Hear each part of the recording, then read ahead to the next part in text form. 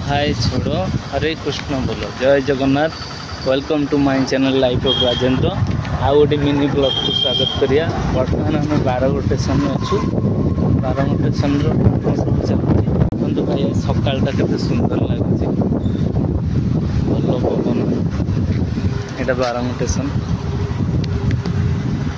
Zoom कर देखो auto stand new Bhubaneswar जिते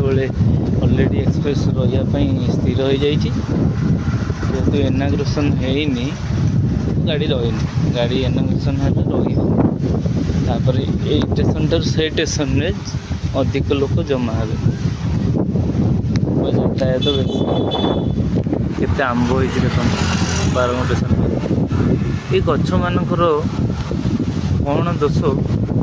किसी डेभलप गछ कटाई जाए गछ रही हो पारनि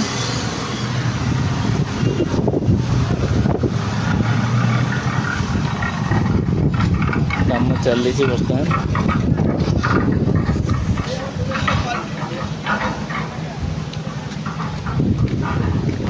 गच्छे आम कि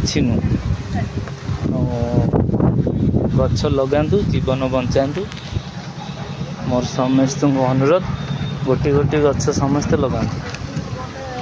आमर आवश्यकता वृक्ष को काटिदेले आम जीवन ही सरीज एने बुझीपारना कि गछ काटार लगी देखो ये बहुत पुराना गछटा निहाती बोधे ये 100 कि 200 वर्ष तलर ताकू आज दरकार पड़ा बोली काटिदेले।